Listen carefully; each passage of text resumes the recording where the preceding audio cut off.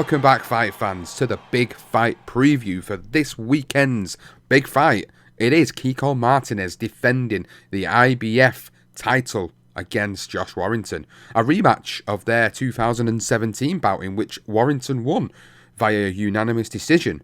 But this time, he's on the back foot. Josh Warrington is the man trying to become a two-time IBF Featherweight champion.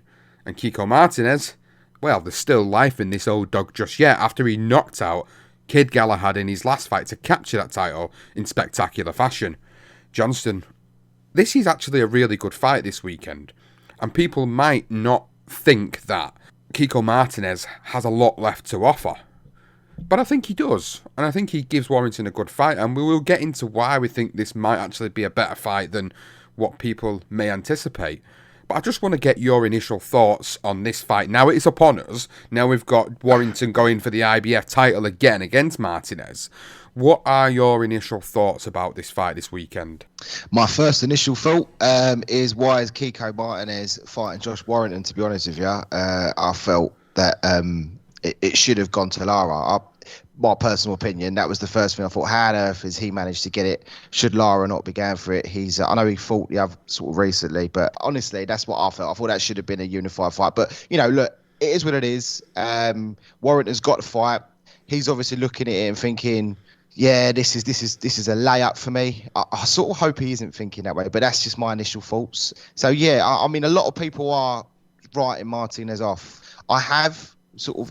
I myself, I did it, but to be quite honest with you, the more this fight's sort of edging closer, I think with Warrington sort of on a bit of bad form at the minute, I think this is a perfect time for Martinez to spring a surprise. Well, we'll go into that and we'll talk about Martinez first and foremost, Johnston, because Martinez has been on a good run of form as of late. And we'll talk about a few of his fights that he's had recently. In particular, the Zelfa Barrett fight when he fought Zelfa in February of 2021. When arguably, he should have got the decision, but he didn't. And Zelfa Barrett got the decision. Now, that was quite controversial. And we thought that was going to be a rematch. And it hasn't happened. Instead, Martinez has then gone on back to Spain. And he's beaten Heyor Duran in 8 rounds. In a nice little 8-rounder for him. And then he got a shot at Kid Galahad and knocked him out in spectacular fashion in 6 rounds. One of the knockouts of 2021, of course. One of the upsets of 2021, because nobody expected a 35-year-old Kiko Martinez to beat the slick, punching Kid Galahad. And yet, here we are. We're talking about Kiko Martinez, the defending featherweight champion, against Josh Warrington, somebody who he's already fought and lost to in 2017. Now, he's 36 now, Martinez, and Father Time is clearly going to be catching up with him. But has he got one more big fight in him left? Can this be that fight? Can this be that old man fight where he shows us that age isn't just nothing but a number? And we've seen this before from fighters in the past. Bernard Hopkins is probably the epitome of that. The amount of times Bernard Hopkins went on to upset the apple cart and fight guys that were younger than him and school them and beat them. But is it a tailor-made fight for Josh Warrington? Kiko Martinez and his recent career, what have you made of this resurgence that he's been on? Impressive. I'll be honest with you. I think the Barrett fight, I think he deserved to get the nod. I mean, he had Gary Allen Russell Jr. fight, got stopped in the 5th there. That was 2019, but he's fought them all, hasn't he? I mean, he's fought Warrington before, he's fought Santa Cruz, he's fought Scott Quigg, he fought Cole Frampton. I know Quigg got rid of him impressively, and I sort of felt back in 2015 that was pretty much it, especially when Warrington then beat him. But then when I see that, Santa Cruz knocked him out, and then I see the Warrington fight, and I thought, okay, Martinez was a bit unfortunate that night. I thought Josh Warrington didn't really perform to the best of his ability, so it was a bit of a dubious one. I sort of feel like, I can understand how Warrington could have got that, because it was close on the cards at times. It was with one of the judges, but I thought there was moments in that fight where I thought that was the fight where I was like, Warrington's not really tailor-made to be a world champion, and then he goes on and produces some magnificent performances on his side, which we'll go into in a minute. But he's just the thing is, he's a world level fighter, Martinez, and when you look at his career, and you look at that wonderful knockout against Kid Galahad, and I think it was our knockout of the year. I think we give it. I think it was definitely a contender. You can't help but think that it is just an age. I mean, he's shown that he's still got that right hand. I do think he's a stronger man as well. I do think he's stronger than Warrington. So it's going to be interesting. But I'm being impressed. You just can't write him off. I think too many people are writing off Martinez too quickly. You don't know what you're going to get. It could be, well, you know what you're going to get with Martinez, but you just don't know whether the age is going to creep in this fight in particular. It may do. But then there are questions about Warrington, which we'll go into. But I've been impressed. I literally wrote him off a few years back, and he's maintained his level. You know, at that world level, he's just been missing out, and then he gets a great chance, beats Galahad, and now he's the world champion. It's fantastic, really. So look at Warrington then, and look at where his career trajectory has taken him. Obviously, when he beat Martinez in 2017, he went on a really good run of victories, beating Dennis Chalan, upsetting Lee Selby, then beating Carl Frampton, then beating Kid Galahad, and then for them 3 fights alone, everybody, including ourselves, felt like this is it. Josh Warrington is, he's great. He's a potential to unify this division. We were talking about that fight with Kanzu. And obviously that never happened because after he fought Sofiane Takut, he come in there against Mauricio Lara. Now, bearing in mind, obviously, there was time out of the ring for multiple reasons. The pandemic was the biggest one, of course. But when he come back and he lost in 9 rounds and he got outclassed in that fight to Lara, all of a sudden he came crashing down, and it kind of felt like what people had been saying about Josh previously, which is, he can be quite easy to hit at times, and, sometimes he can trade maybe with the wrong type of fighter. It was proven in that particular fight. Now, he come back from that, and he had the rematch with Lara, and obviously it ended in round 2 because of the cut over the left eye in the second by that accidental head clash. So we never really got to see the outcome of whether Warrington would overcome Lara, and they haven't run that fight back. And he's gone straight into this fight with Kiko Martinez now.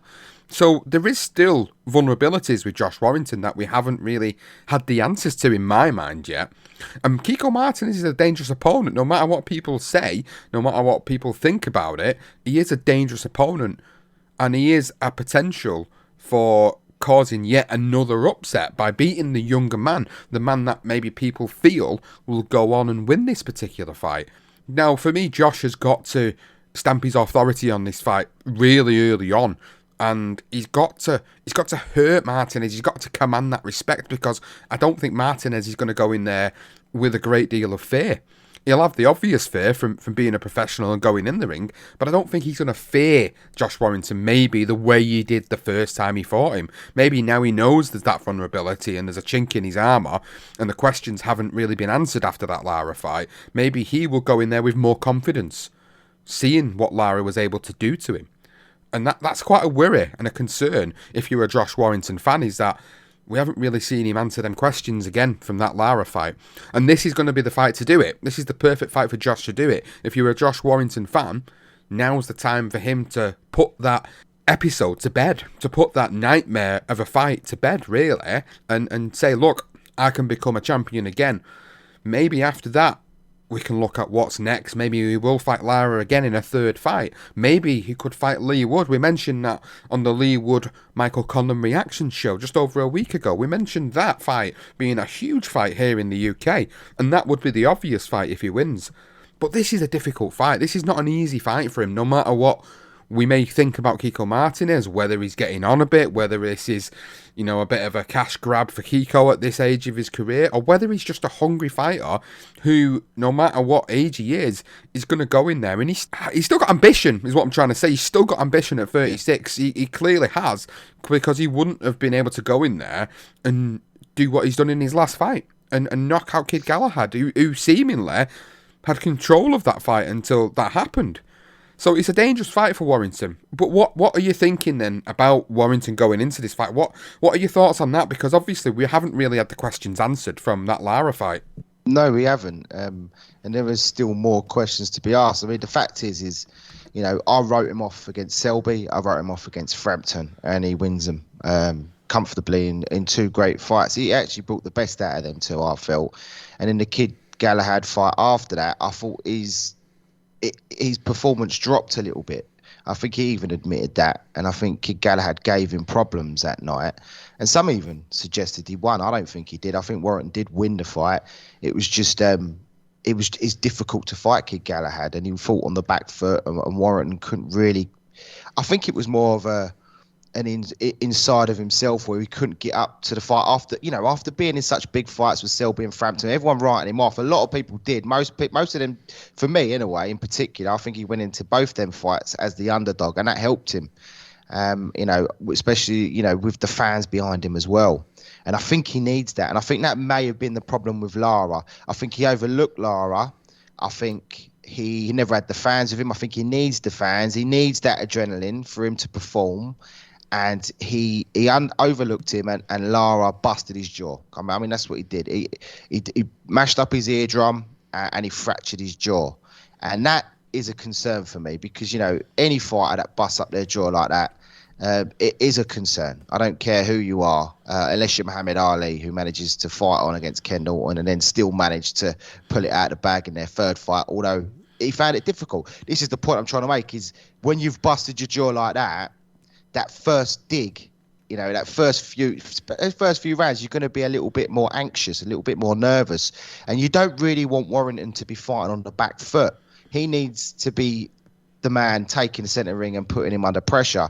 It's tricky because he's got the Leeds fans back. It's in Leeds. He's going to have that atmosphere.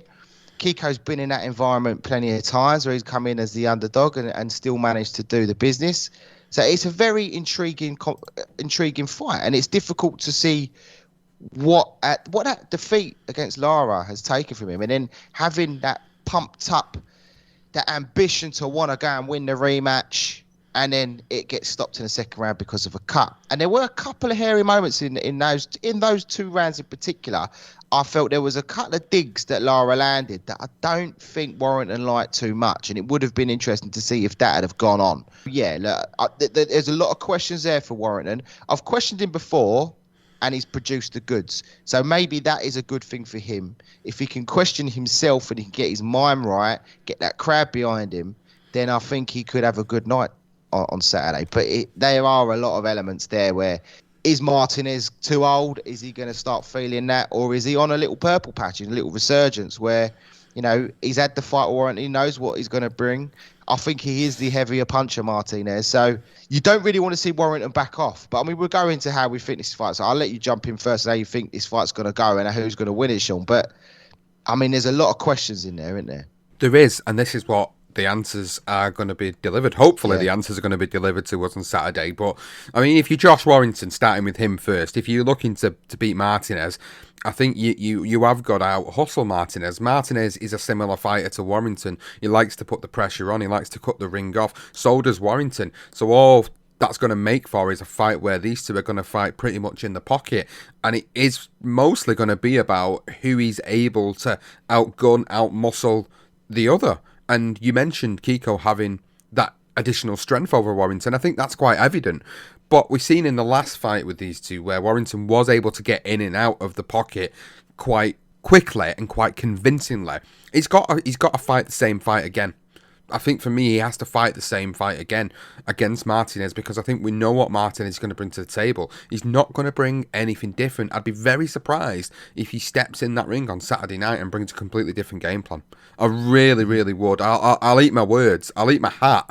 I'll literally eat my hat if he comes in and fights a completely different fight. And you can hold me to that as well because I genuinely believe Martinez comes in there and he looks to take Warrington into the trenches. And I think this is where Warrington's going to have to be very smart with the way he pressurizes Kiko Martinez. I think if he's going to beat him, he's going to have to be in and out really quickly. He's going to have to be mixing the combinations up. He's going to have to be slowing Martinez down, working the body. That'd be the key thing for me, is getting inside, working that body and getting out. Slow Martinez down, weather that early storm. Once you've sucked the life out of him and you go into the mid to late rounds of the fight, then you can comfortably take control and probably breeze his way to a unanimous decision victory over the course of the fight. Do I think he can stop Martinez? No. I genuinely don't think he can. I think Martinez can be stopped. We have seen that. He has been knocked out before. But do I think Warrington can do it? No, I don't think he can. I think it'll go to the distance. If Warrington's going to win this fight, he's going to take it the distance. Could he stop him later on in the fight? Quite possibly. I mean, it sounds contradictory of me to say that, but it depends on how much he takes out of him and whether Martinez gets old overnight in the ring. A few things would have to happen for me to be convinced that he knocks him out. If he does manage to do that, if he does manage to stop him, I think it'd be later on. I think it would be between rounds 9 and 12. But ultimately, I think Warrington wins this fight. Regardless of the questions that need answering, I do think he can beat him. I do think he beats him on points. I think he has a couple of hairy moments earlier on, but I think he weathers that storm. He gets down to business. He uses that body punching and he slows him down. And then we start to see Warrington take over in the second half. And Warrington wins for me, unanimous decision on Saturday night. Yeah, I mean, you are spot on, mate. I mean, you know what you're going to get with Martinez. He's going to come forward and he's going to want to come forward all the time. He's not, in fact, when you watch Kiko Martinez, the reason why he does get knocked out, when he got knocked out against Santa Cruz, got knocked out against Scott Quigg, he's a come forward fighter. And them two just found the right shots. They were perfect. They could fight on the back foot. They outboxed him and they had power. In fact, they've got a lot of power, both those guys. They don't have the same power as Warrington. But that being said, Warrington has more power than what people suggest and what his record suggests. Cole Frampton said it after his fight. He was very surprised at how hard he hits. And you look at Selby and you look at Frampton, and there were times in those fights where Warrington could have stopped him. So, it's there, but he has to take a few to come forward. And Josh had a great chin. I mean, that's the one thing you would say about Josh. Before the Lara fight, I always said his chin is solid. And I think now, and I know he felt that. I used to go to fights knowing Warrington's going to take a few, but he's going to land about 4 or 5 of them. And then when they do hurt him. So it was almost a given. And now that jaw got busted, I do worry now whether he's going to have that in the back of his mind. And when he does feel that shot, is not that the broken jaw is going to be a problem. It's more of a mental thing where he was so used to walking through shots. Now all of a sudden it's in the back of his mind. And also watching the devastating knockout from Kiko over Kid Galahad, if he lands one of them, that's in the back of your mind as well. So, Kiko Martinez is in a win-win situation. He's going to come forward. He's going to press it. I think Warrington needs to try and take that centre of the ring and try and push Martinez back. But as exactly what you say, Sean, he needs to be in there, throwing combinations to the head, to the body, mixing it up. But he needs to be going 3 and 4s, and he needs to be coming back out of there, using his lateral movement around the ring, trying to turn Martinez round, and then come in again. Don't get silly. Don't stand in there for too long, because if he does, he may end up as a cropper, and Martinez could land one. And if that happens, that's where, the doubts are in my head. But I do think Warrington understands that. I think he's learned from the Lara fight. I think the first thing he even turned around and said was he was silly for being in the pocket for too long and thinking he can exchange with Lara, because what happened is he got knocked out. I don't think he's going to make the same mistake against Martinez. He doesn't hit as hard as Lara, but I think you're right. I think there might be a couple of hairy moments in there, but I think in the end, Warrington continues with, as long as he doesn't stay there for too long, I think he's absolutely fine. It will take the early stages all the way through to the middle. And then I think I can't see him stopping Martinez, but a couple of body shots, Martinez, he likes to walk forward. He might walk onto one. And if he does, it could be lights out. But I don't think it's going to happen. I think Martinez may get put down. I think Warrington may even get put down. It's got one of those. It's going to be a moment where someone's going to get the benefit of someone, and it's just a matter of whether they can withstand it. But in the end, I do believe that Warrington will come through as well with a unanimous decision. Although it might be one of them ones where the other thing you got to remember is anything close is going to Warrington. People say you got to take the title away from the champion, and we've heard that so many times.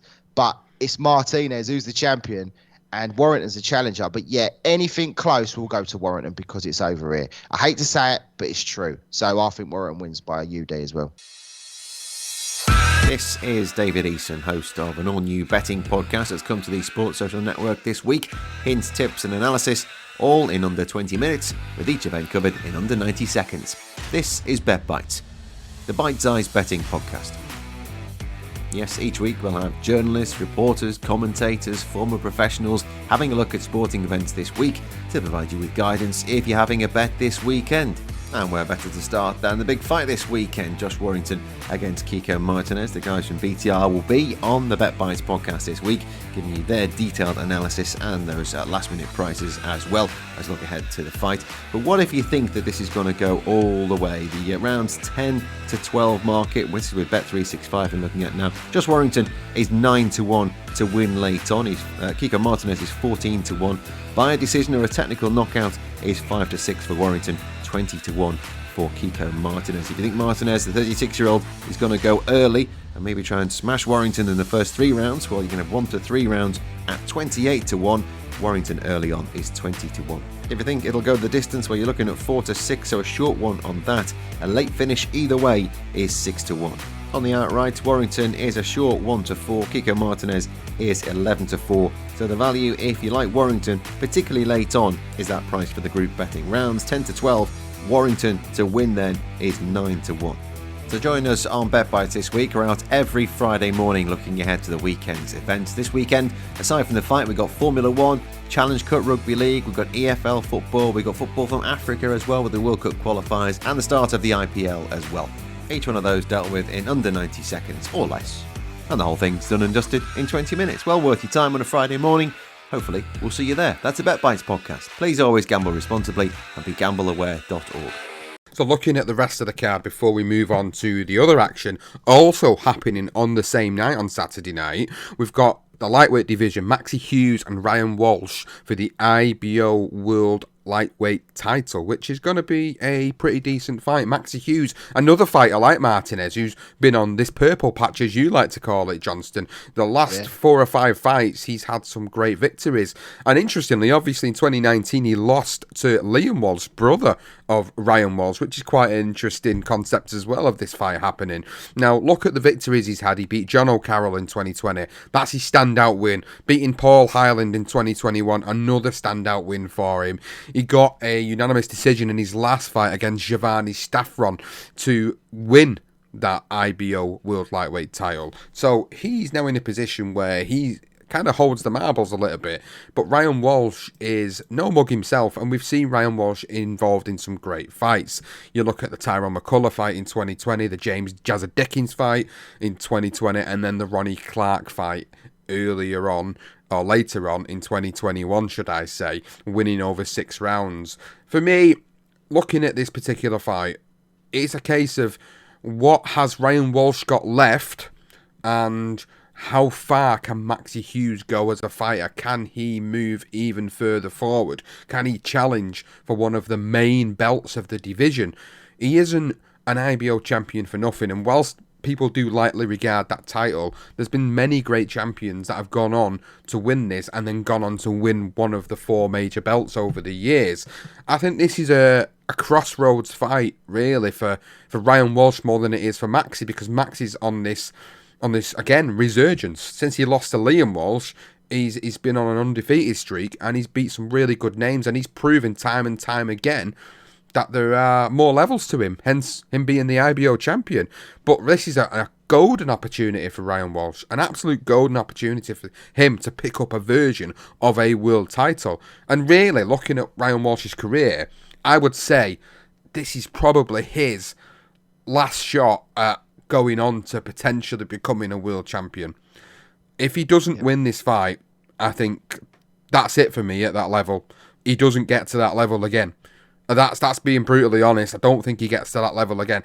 To be honest, I've not really seen anything that makes him that level in the first place. But then people might say that about Maxi too. But I haven't seen anything from Ryan that really indicates to me that he is world level. Every time Ryan stepped up to the big plate, he's been beaten. And that's just being honest. He got beat off Dennis Chalan in 2016. He had the draw with Isaac Lowe in 2018. Then he loses to Jazza Dickens in 2020. Each time he's stepped up to the plate, he hasn't been able to deliver. Maxi Hughes has got 5 losses on his record.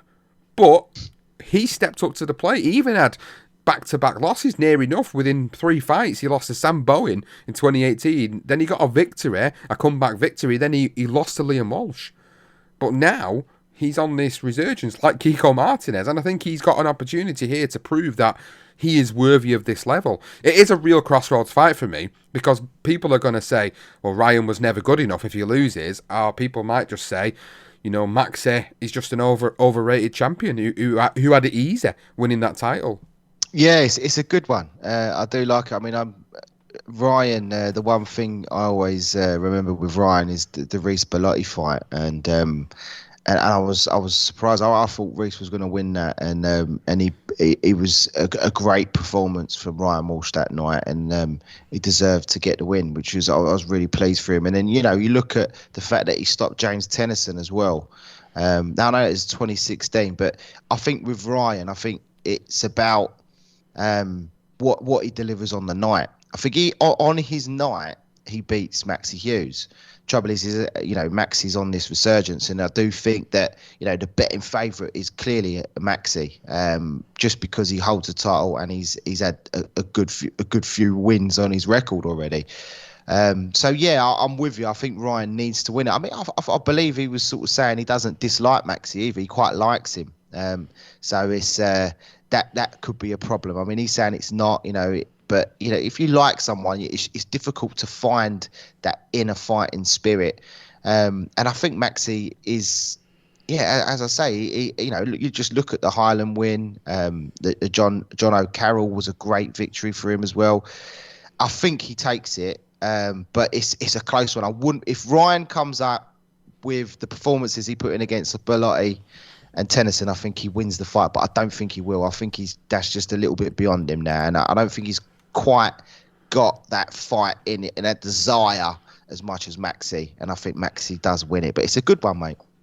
So looking at the female fight on this card, the world title fight, Ebony Bridges challenging again for a world title. She's been gifted so many world title shots, it's untrue. What the hell? I know, this is exactly what I think about it. I'm doing a bit of Bridges bashing here on this episode, and it's nothing to do with what I think of her as an individual. I think it's more the way in which she's used the social media platform to get herself in this position. I think that's what I'd not really liked about this situation. Now, her opponent, the actual champion, Maria Cecilia Roman, is coming in here, the Argentinian, as the IBF champion. Now, she's held that title by becoming victorious a couple of years ago. She actually has held this title for a number of years, and maybe it is time for this title to change hands. She's fought in Argentina for pretty much all of her career, barring one fight in 2021 in the USA, which she actually lost by a majority decision, which wasn't for the title on the line at that time. Now, Ebony Bridges, this is where the conversation gets interesting about what you make of it all. Like, she's come in here and she's built this social media platform, fought most of her fights in Australia, built this platform, and all of a sudden, over the course of the pandemic, has got herself into a position to fight for a world title against Shannon Courtney. And she proved that she has a lot of heart and determination. And it was good to see her back up a lot of the shit she just chat on social media about what she is all about in the ring. But she lost that fight, and it was quite a convincing loss on some of the judges' scorecards as well. So then she's come back. She's got 2 victories, one via TKO against Beck Connolly, and then in the last fight in 2021, she didn't look that fantastic against Mylis Ganglov, and she won on points over 8 rounds.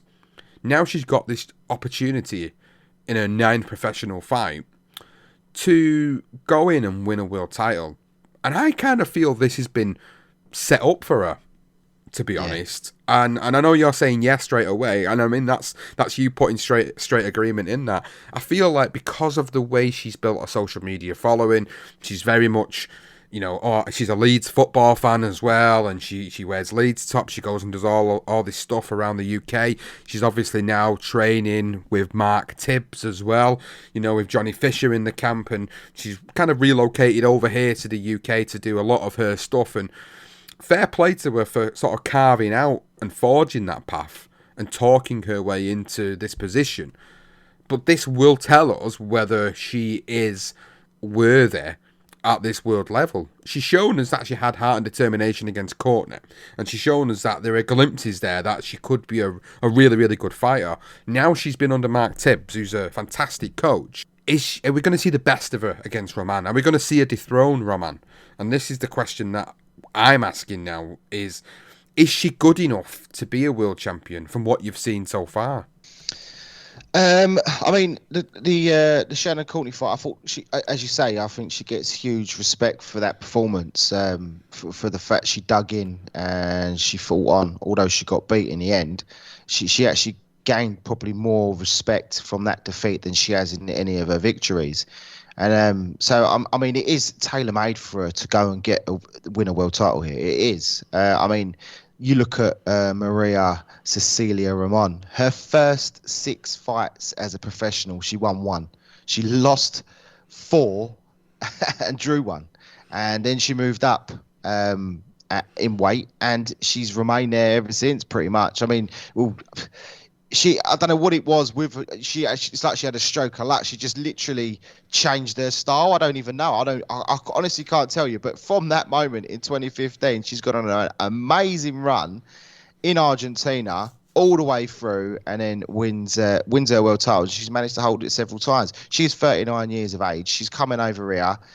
It's set up for Ebony to win the fight. If she can perform, sort of put on the same performance she did against Courtney. I know it wasn't good enough against her, but it may be good enough against Roman. I haven't seen her, so I'm not even gonna. I mean, I'm trying my best with female boxing. Obviously, I know Ebony Bridges, but I'm not too familiar with Ramon. But looking at her, she's 39. She's had a crazy start to her career, and she's got on a fantastic run. So who knows? She may be able to produce the goods. I personally think I'm with you. I think surely they're looking at that as this is a great opportunity for Ebony to win a belt and then look for other things. But look, you can't even underestimate this Roman girl, because clearly, 30, she's not going to 40, but she's still doing it. She might, who knows? I'm sort of going to back the Argentinian, to be honest with you, because I would like to see her win it and hold on to her title just to see how what happens with Ebony Bridges from there. But look, I do think this is made for her. She's got to win the fight, mate. She has to. She could produce better performances she did against Courtney. Surely it should be enough. So we'll see. We will see. Another great fight on this card. Super lightweight division. Dalton Smith stepping up another level. Facing the Irishman Ray Moylet, with only 1 defeat on his record for the vacant WBC International Silver Super Lightweight title. A great opportunity for Dalton to put himself higher up in them WBC rankings and making sure that he's stepping forward in his career. So far in his career, he's looked great, and this is another great test for him. I'm looking forward to this fight. I think this will actually be quite an exciting fight on this particular undercard, because I'll be totally honest with you, the undercard isn't that fantastic in my eyes. Maxi Hughes, Ryan Walsh is a good fight. Can't really say much about Bridges, Roman. Dalton Smith, Moylet is probably a better fight, and I would imagine should be a little bit higher up the card. Personally speaking, probably won't be. Also on the card, Sky Nicholson is making her second professional outing in the Featherweight division against Bet Connolly. And then you also have fights which will probably be live earlier on in the evening, talking 4 or 5 o'clock in the evening. You have Callum French, Marley Wright and Corey O'Regan also fighting on this particular card. So, we've done our big fight preview. But there is another card on, as I said at the top of the show. We've got the card on at Wembley Arena, which is headlined with Richard Riakporhe and Dion Juma fighting in the Cruiserweight division. Both undefeated. Riakporhe at 13-0, Dion Juma at 14-0. This is a really good fight in the Cruiserweight division. A really good fight. And this is one I would implore you to make sure you try and tune into this. I mean, if you're looking at both cards and you're looking at fights to pick out for the weekend, this is another standout fight to pick for the weekend for me. Riakporhe and Juma, they've got a lot on the line here for both of them. They both need to move forward. Jack Massey's the IBO Cruiserweight champion. I think both of them, if I was them, I'd be looking down that route. And I'd be looking to go forward and pushing for an all-British fight with Jack Massey for the IBO world title. But this is a great fight between the two of them. We've watched both of their careers come up. Riakporhe's had a little bit more exposure than what Juma has, but I've been watching Juma on the small hall circuit for quite a while. And I know he's more than capable of beating Riakporhe. I've seen vulnerabilities in Riakporhe in the fights that he's been involved in. You look at the Chris Billum-Smith fight, the McCarthy, the Massey fights, even the Sam Hyde fight in particular. Sam Hyde was definitely beating him in that fight before he had that massive golf ball swelling on the side of his eye. So I think Riakporhe, even though he has improved, I think there is vulnerabilities there for Dion Juma. And for Dion Juma, I mean, he's also beaten Sam Hyde. He's beaten Wadi Camacho throughout his career. He has got a couple of notable wins on his record, but this will be a big step up for him also. I like fights like this. Two guys that are undefeated at this stage of the career, not shying away from a big fight, and there's nothing on the line for it either. That's the thing. There's nothing on the line. It's not like there's a British title or anything on the line for it. It's just a good fight between two prospects that are looking to further their career, and I'm happy. And I'd like to say that this will probably be one of the fights of the weekend. Yeah, I'm with you. It is a standout one. I mean, Riakporhe he's impressed me. He has. I mean, as you say, there have been vulnerabilities within some of his performances, but his size and his strength inevitably got him through him. The Billum-Smith, Toy McCarthy, I mean, these are good wins on his record. Jack Massey. But what I also like is with Juma is the fact is that he's had those as well, like the Wadi Camacho fight as well, which is a good learning curve for him. Sam Hyde, another good victory. But you're right, he hasn't quite had that same exposure as Richard Riakporhe, but it's going to be very interesting. It is. And you've got to give them huge respect for the fact that they didn't need to fight each other. There are no titles. Effectively, you would think a British title would be on the line for something like this, but nothing like that. It's just two guys that are trying to prove themselves as some of the best cruiserweights around at this moment in time in Britain, just Britain alone. And, when you think Lawrence is sort of out on his own at the moment, you've got Riakporhe, Billum-Smith, even Isaac Chamberlain on the rise, McCarthy, Massey, Juma Watkins. There's so many names that are British fighters in this cruiserweight division, and they've all sort of fought each other. And Riakporhe and Juma have really, I love this. I mean, I love it. I'm all for it. I mean, Juma's a southpaw as well, so whether that's gonna help him, Riakporhe, I don't believe has fought a southpaw yet. I know he's been in the gym with Anthony Joshua, and Joshua's giving him certain tips. Whether that's going to help him or not, who knows? But it's got all the markings for a good fight, and it's going to be very intriguing. It could go either way. I'm edging towards Riakporhe though. Another great fight for the card. Dan Aziz defending the British light heavyweight title against undefeated 8-0 Matthew Tinker. Dan Aziz, again, another fighter I've enjoyed watching come up the small hall circuit onto the big channels, the Sky Sports of the world. And I've been watching him for a good few years. I've been involved in boxing for about 5 years now, and I remember him making his debut in December of 2017 and thinking, this guy's looks like he's got something and he's going to go somewhere. Now, the big fights on his record were Andre Sterling, great victory, Ricky Summers, great victory, but his last outing against Hosea Burton, stopping Burton in 7 rounds, was the one that really has catapulted him onto the limelight now, and people are realising that actually Dan Aziz is a really good contender in the light heavyweight division. We've got the announcement of Craig Richards and Joshua Boatsi in the light heavyweight division. That's just been announced. Another great fight. Dan Aziz, whilst he won't be overlooking Matthew Tinker, he'll also be thinking, what a great fight that is. Where can I fit myself into this picture in the light heavyweight division? Because this is another division domestically that has some absolutely talented fighters in, and we want to see them all fight each other. You've got to remember the likes of Lyndon Arthur and Anthony Yard also floating around in the light heavyweight division alongside the likes of Richards and Boatsi, and Dan Aziz is going to want to get a good victory here against Tinker, who is undefeated 8-0, but hasn't stepped up a level like Aziz has. And automatically it brings concerns to me as to whether he is ready for this opportunity at a British title. I hope he puts on a great fight, and I hope he actually shows us that he is ready for this, and it's quite a competitive fight. But it's difficult because you look at the level of competition they've had. Dan Aziz is way ahead in his career, whereas Matthew Tinker really hasn't had anybody to prepare him for a fight like this. So that's why it becomes concerning to sort of side with Tinker in this fight. It's hard because you want to see these British guys all do well, and obviously there can only be one winner in it. But when you look at where they both are in their careers, you're going to say Dan Aziz, the defending champion, has had 3 good notable wins on his record here, which to me makes me believe that Dan Aziz wins this fight, and he wins it convincingly, and he puts a show on, and then he puts himself in line for a fight with one of these bigger guys in the division. I think he'll be calling for that after this fight. If he comes out there and puts on a great performance, it wouldn't surprise me if in the post-fight interview he talks about these names. He talks about the Boatsi and Richards fights and says, why can't he have the winner of them? If I was him, that's exactly what I'd be doing.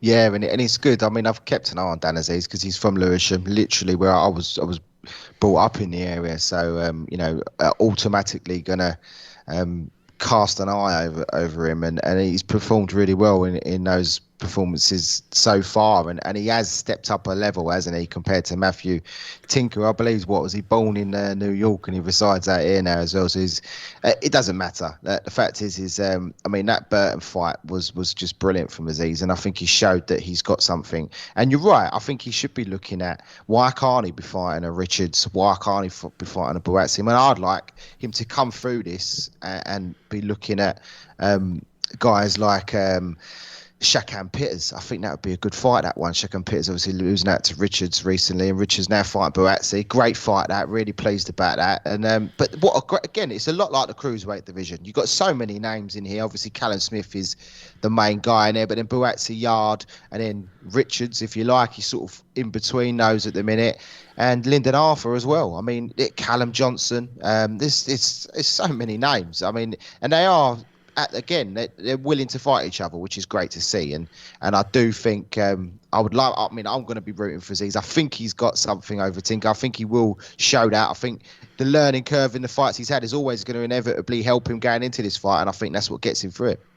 So also on this particular card, we've got Caroline Dubois in her second outing as a professional. We were supposed to see Fraser Clark on this card, but unfortunately he had to pull out, citing a injury to his hand, which he's had an operation for. You've probably seen it on social media that he's had this operation now, and he'll be back out soon. 18-0 Joe Pigford, super welterweight, also on the card. Chris Congo, also on the card this weekend. The Azim brothers, a lot has been made of the Azim brothers as well. Hassan Azim, 2-0, going for his third professional contest, and his brother Adam Azim fighting Conor Marsden for the Southern Area lightweight title, also on this card. Another stacked card on Saturday night. Saturday night is a really good night for boxing in Britain, and they talk about, is British boxing getting better? Is it doing well? Well, based on these two cards alone, it certainly is, because there are also other cards on. There's a York Hall card on this weekend with 2 Southern Area titles on the line, but I wanted to bring it back a little bit to the Friday night and sort of look at what's happening on the Friday as well, because we can't forget that there are some great fights going on over this weekend. There's also one particular name I'm going to mention who's fighting this weekend. I'm going to leave that towards the end of the show because I just want to get your thoughts on that, Johnston. Yeah, I know who it is. You got a good idea of who I'm talking about already. So I'm definitely going to leave that one towards the end of the show. But I'm just looking at what's going on Friday. And Troy Williamson and Mason Cartwright is the standout fight. Troy Williamson, as you know, had that great fight with Ted Cheeseman to pick up the British Super Welterweight title. He fights Mason Cartwright headlining that card. And probably the most interesting fight on that card for me is Lewis Ritson against Dejan Zlatakanin. Now, Dejan Zlatakanin, as we remember, was involved in some great fights over the years. He fought Mikey Garcia, lost to Garcia. He's lost to Roberto Ramirez. If you go back a little further, you can look at some of the other fights he's been involved with as well, including Ricky Burns. For Lewis Ritson, though, this is a perfect fight for him to step up. We've seen Ritson have them defeats on his record and started to think, is he really everything he's cracked up to be? He's had them 2 defeats. But for me, this is his opportunity now. And it's a great opportunity. It's an opportunity for him to step back up by beating a name like Zlatakanin. So they are 2 notable fights on that card. Thomas Patrick Ward, 31-0 and 1 draw featherweight. He's also on this card. He certainly needs a big step up. A big step up now. I think he's at this point of his career where I need to see him stepping up. His opponent, Alexis Cabral, over the weekend, is a good fighter. A great fighter, in fact. But I honestly see Patrick Ward winning this fight.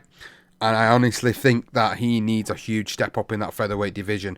You look at the names that we've got in the featherweight division domestically, the Warringtons of the world, the Lee Woods of the world, the Michael Conlons of the world. Thomas Patrick Ward should be essentially now looking at these guys. That's what I think anyway about his career. That's where I think he needs to go. Pat McCormack making his debut also on this card. Joe Laws, Joe Mafosa, Mark Dickington also on this card. That's Friday night's card, Johnston. So we've got a really great night of boxing on Friday as well. Yeah, it's good. Troy Williamson, a fantastic fight he had last year with Ted Cheeseman. So it's great to see him back out. Excuse me, against Mason Cartwright.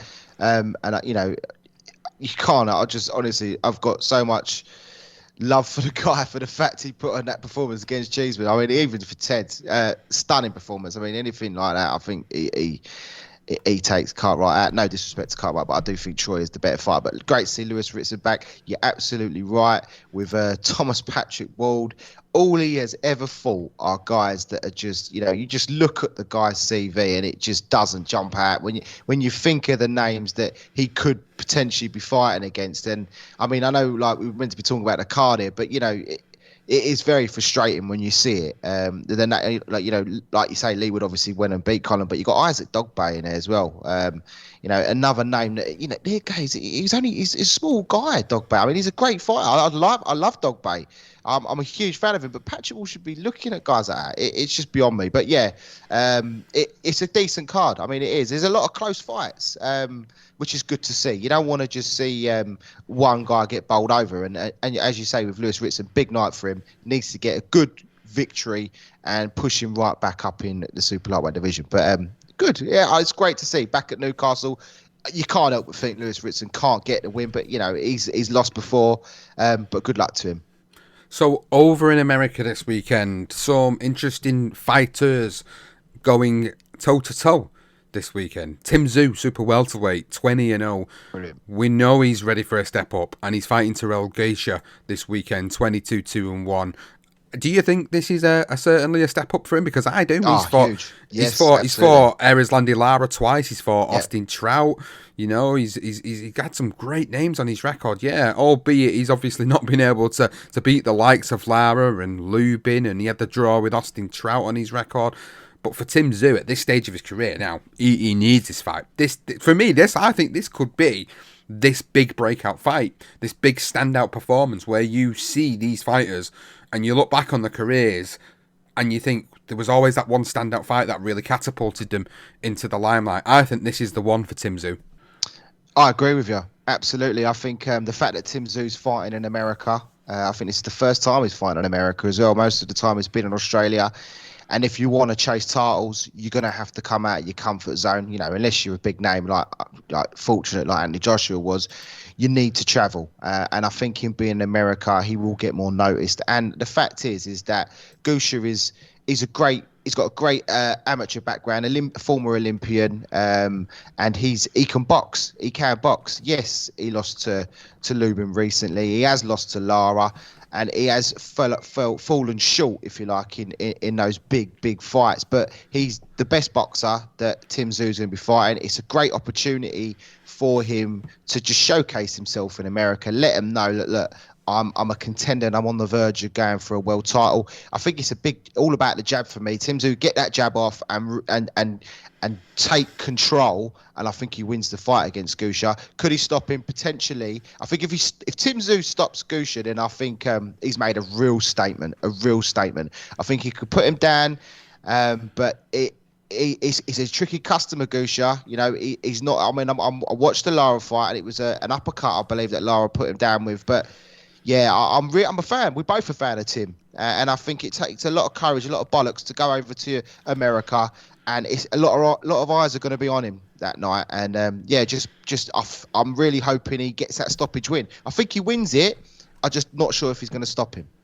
So Miguel Bachel is back after his loss to Oscar Valdez, moving up to the lightweight division. I don't know if this is a permanent fixture, but he is moving up to 135 in Las Vegas to fight Jeremiah Nakathila this weekend also. But one of the most notable standout fights of the weekend, probably for the wrong reasons, is the fact that El Terrible, Eric Morales, is in a 6-rounder against Orlando Salido this weekend. And I'm just wondering, what's going on? Like, he's not been in the ring for 10 years since he had them 2 fights with Danny Garcia, and now he's decided that he wants to fight again. One more time against Orlando Salido. I suppose at least it's against a guy who's of a similar age as him. Do you know what I mean? It's not like he's fighting a youngster again like he did when he fought Danny Garcia in 2012. He's actually fighting someone of a similar age, similar pedigree, Mexican also like himself. I'm just really surprised that he's getting back in the ring again. Oh, I'm here. I'm here. Sorry, I lost you. Go on. Did you finish? Yeah, I said I'm surprised he's getting back in the ring again.